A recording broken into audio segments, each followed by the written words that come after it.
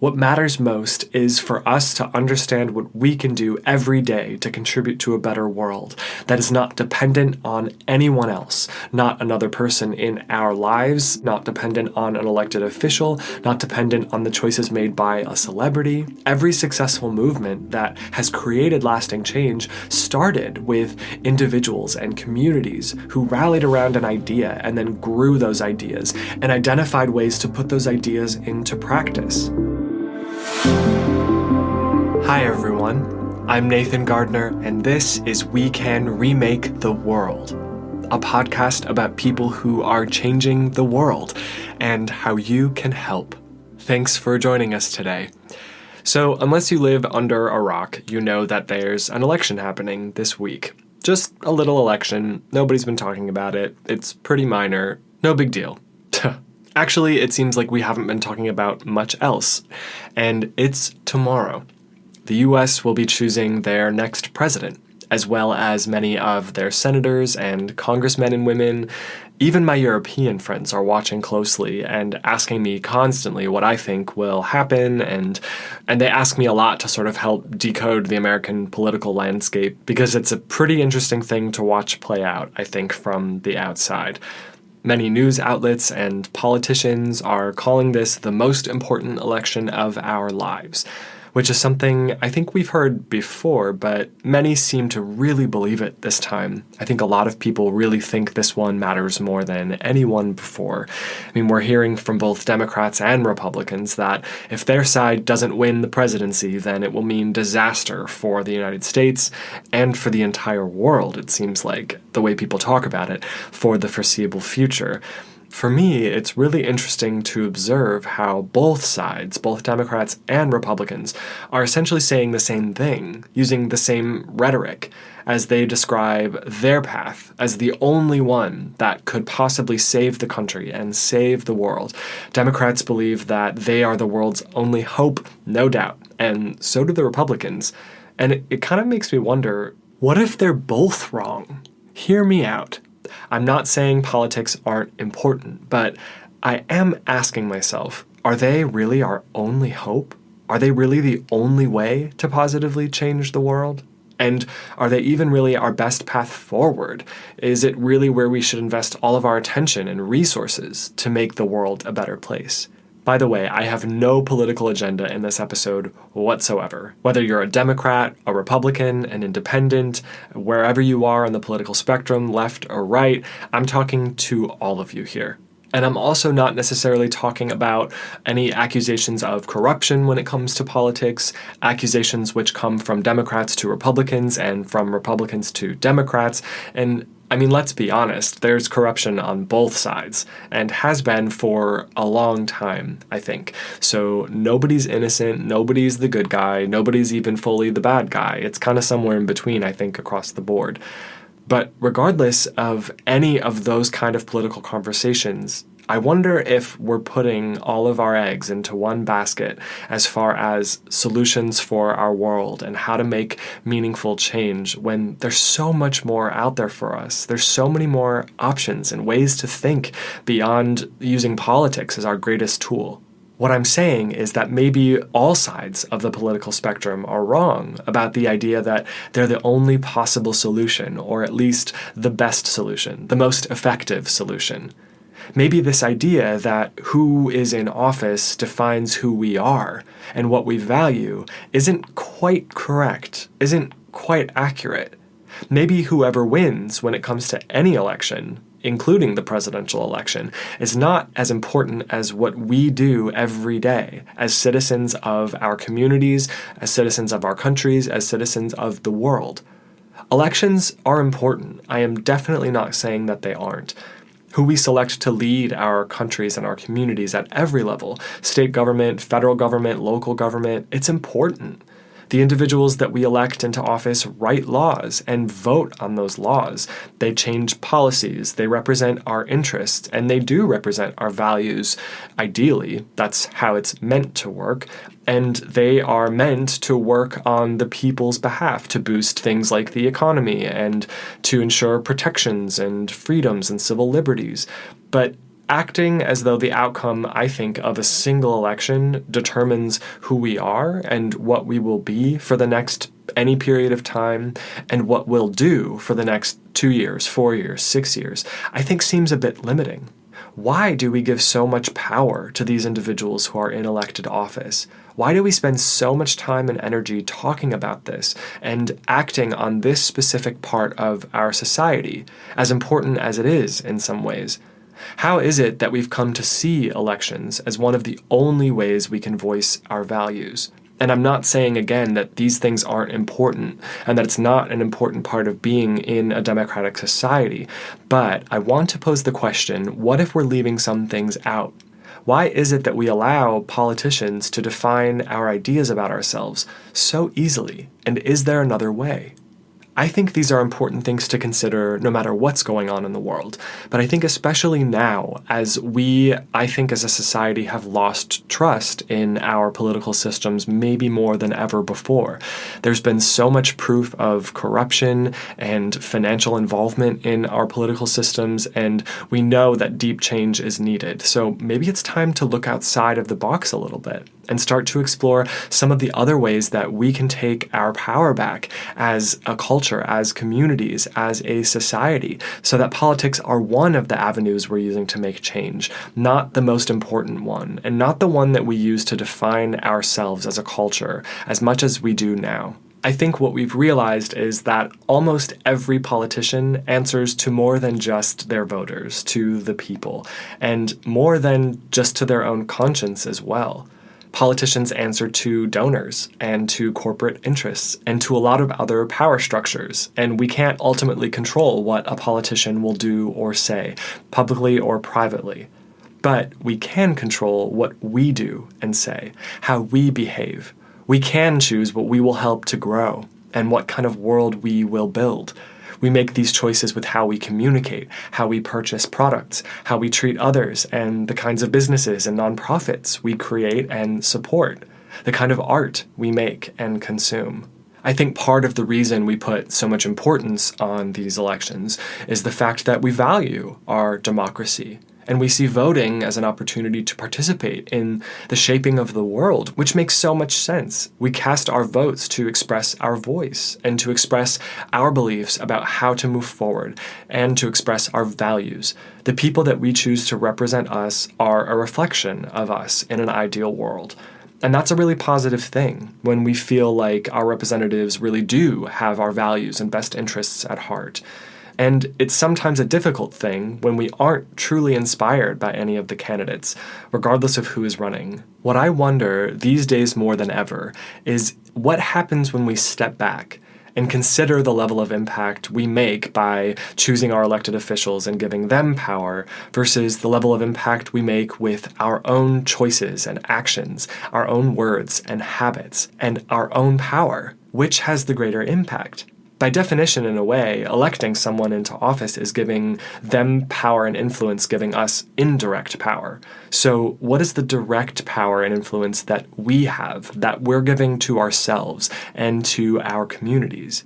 Shouldn't we at least give ourselves and our choices equal footing when compared to those who we elect into office and how we allow those representatives to shape our ideas about ourselves and our world? Again, I am not by any means saying that voting is meaningless, not at all, but I just wonder if we shouldn't see it as one of the many important things we're doing to make positive impact. I think another reason we place so much importance on these elections is because of the amount of media coverage that they get. The media really encourages these conversations and really encourages us to focus on them and very little else. When elections come around, it's all you hear about for weeks, months, and sometimes even years, it seems like, before and after. But what if elections were part of a greater story of positive transformation that was taking place in the world? Could you imagine if the media covered stories of people who were changing the world for the better half as much as they covered the election seasons when they come around? If the media was telling stories like the ones we're telling, of businesses and nonprofits who are making a positive impact, how do you think that would change the way we view ourselves and our world, and our politicians and our politics? Maybe then we wouldn't be so focused on the influence of a single individual or a single group of people, because we'd be seeing examples of positive change daily through the news, through the stories that we're exposed to. So the influencers, so to speak, become part of the conversation. But we know that good is happening all over the world and that we can be part of it. What I think I'm really getting at here is this. Let's be careful of giving our power away to anyone, including politicians, even politicians that we believe in. Let's be careful about making the assumption that just because we support a politician that we no longer are involved in the change that we want to see take shape. Let's make sure we're not simply electing officials we believe in and then no longer involving ourselves in the conversation.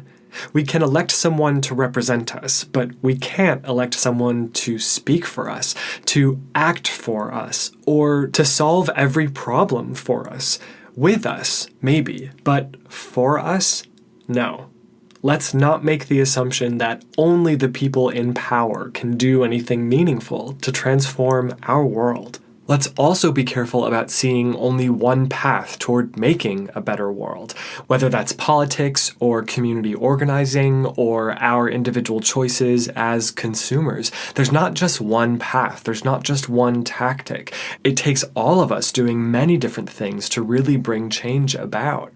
Let's do our best to recognize that the real engine of change comes from us, from our individual and community and collective choices, from the minds and actions of many of us working together.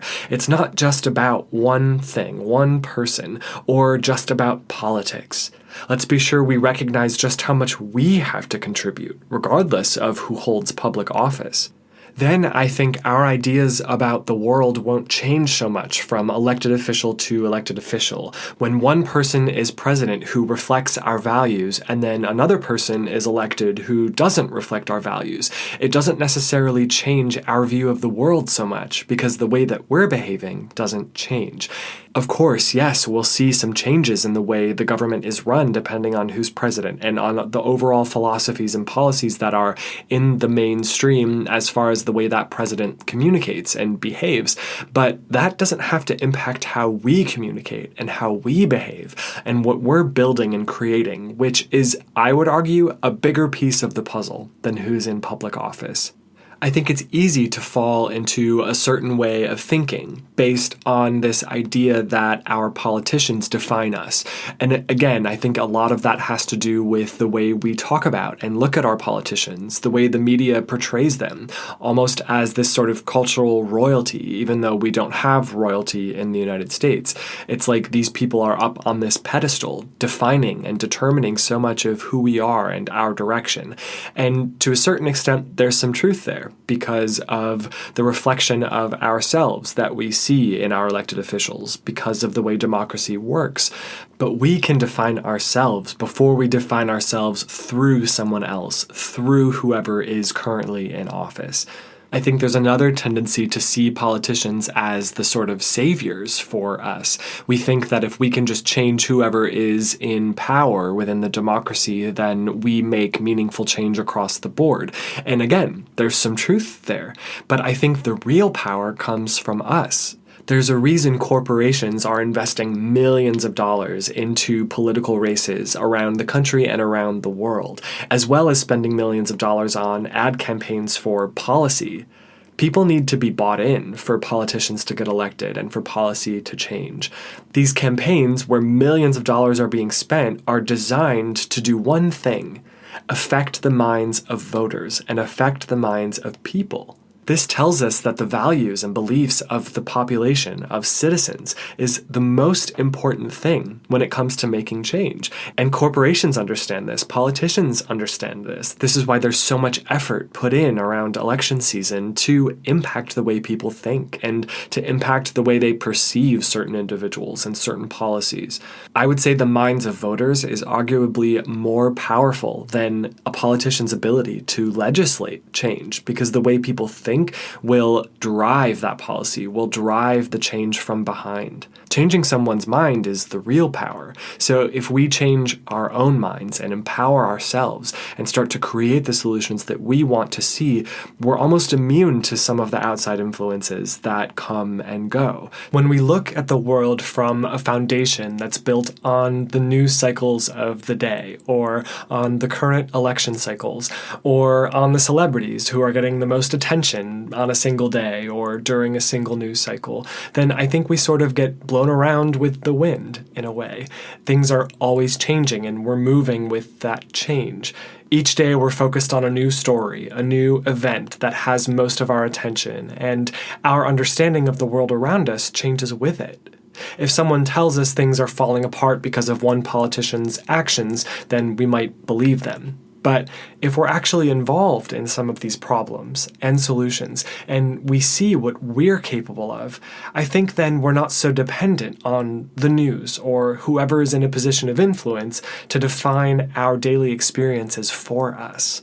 The news might be telling me that the climate situation is hopeless, but if I just switch to full solar power for myself and my home, and I recently joined a growing community of people around the world who are making that same commitment, I might be less likely to allow that piece of news or information to shape my perspective, because now I'm involved in the conversation and I'm part of the solution. If a celebrity is telling us we should buy clothes from a certain brand, but we know that this brand engages in human rights violations or environmental violations because we've done a little research before buying, we're no longer participating in that destructive supply chain. We've taken our power back. The influence comes from ourselves and from our knowledge. Or if a politician claims to be the savior of the free world simply because they're not like the other guy or the other lady, we can listen and see what feels true to us so we can make informed decisions from a voting perspective. But deep down, we know that they aren't our saviors, we are. If we're getting our hands dirty and building and growing things and ideas and organizations that are changing the game within our own communities, nobody can tell us that we're hopeless or helpless or doomed. Nobody can tell us that we need them to save us. Isn't it time we stepped up to be at least as effective as we want the politicians to be? To be at least as purposeful and well-meaning as we want the celebrities to be, and at least as hopeful as we want the news to be? Could you imagine how this world would change if we were all not just hearing about or talking about some of the change we want to see, but also taking part in building those stories and telling those stories of the change that's already happening that we're a part of? This would create a whole new belief system, I think, based on personal and community empowerment, and then empowerment from a global perspective with all global citizens, where we're all solving our problems in large and small ways, in whatever scale, in whatever ways make sense to us, until they're no longer a concern, until they shrink and are no longer these pressing issues. And then we're no longer in a place where we're waiting on someone else to do something. No more wishing someone smarter than us or more famous than us or more rich, more influential would make a move or make a different choice. Those influential and powerful people matter, but not as much as we matter.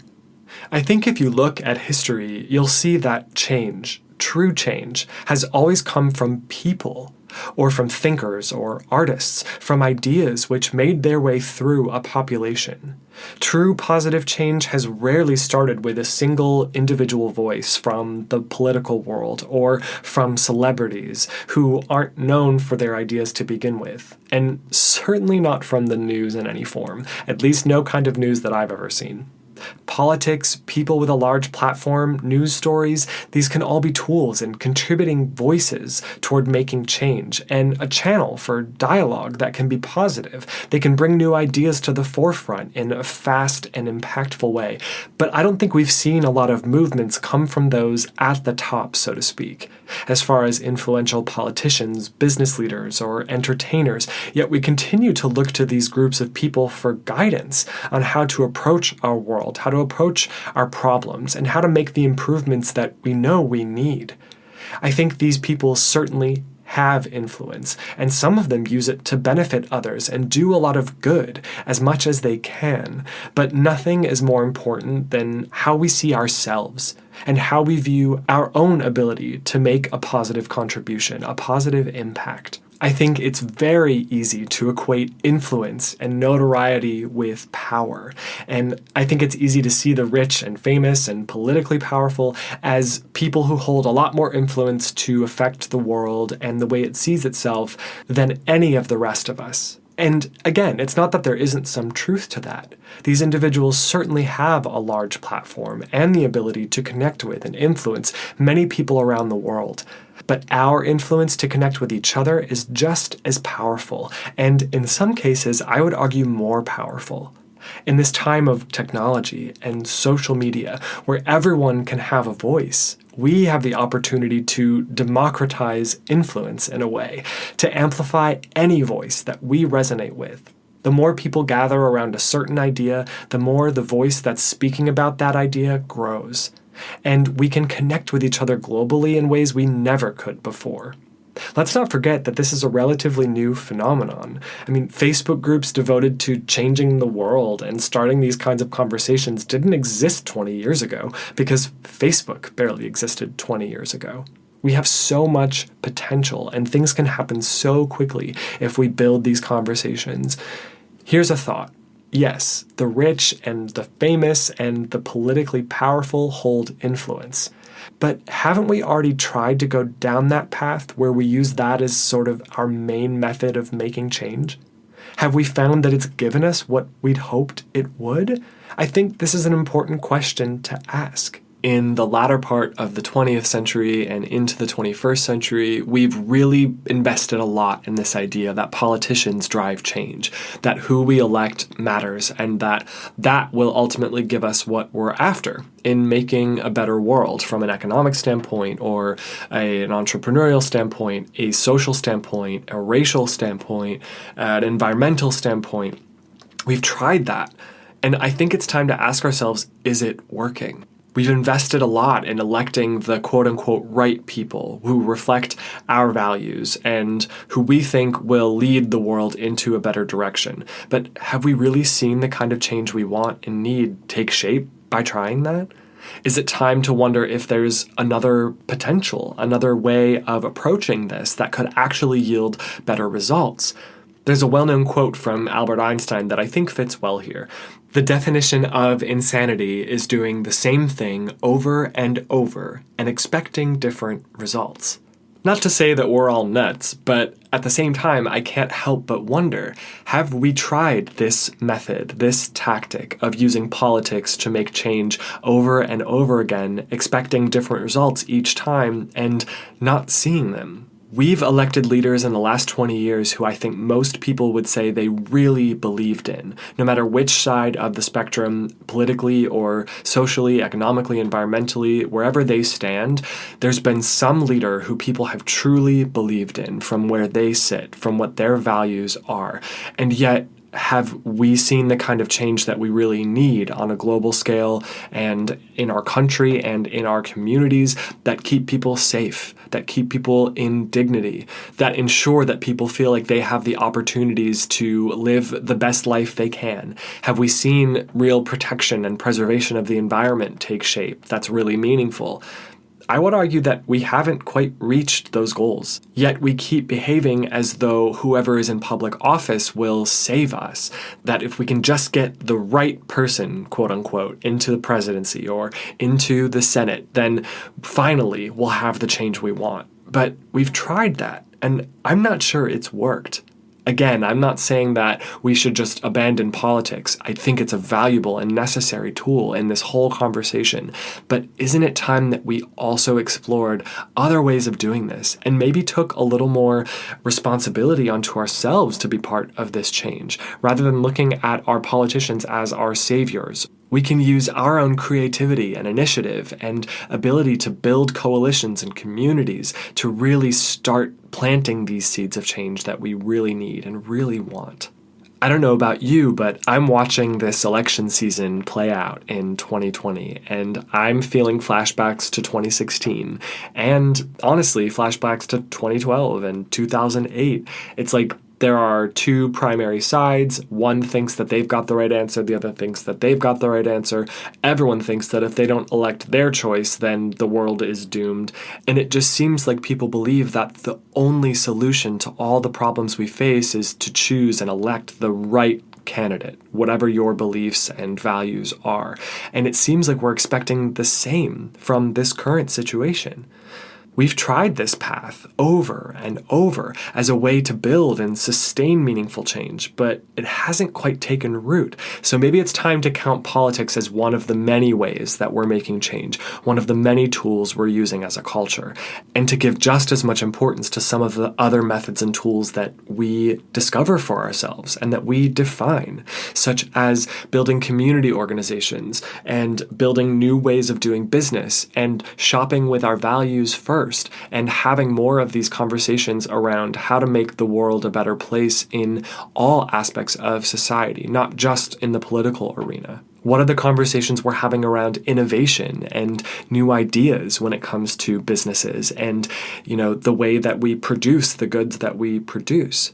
I'll say it again. Politicians and the wealthy and the well-known are influential, but the truly powerful are us.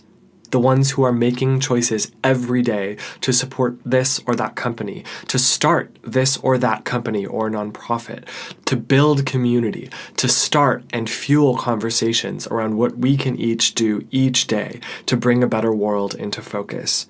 As you go to the voting booth this week, if you choose to vote, you're participating in something that matters. But don't forget that we each vote every day. By the way we behave, by the way we believe, by the things we say, with the products we buy, with the way we treat each other and ourselves. Every day you're making choices when it comes to the kind of world that you want to live in and the kind of life you want yourself to have and that you want others to have.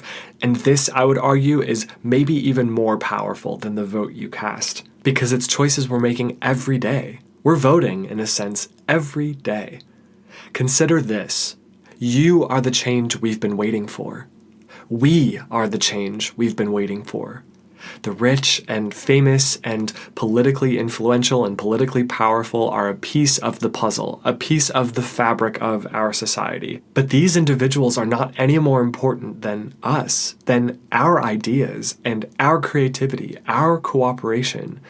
Politics, by its very nature, is always changing. New people are being elected, and things are always shifting.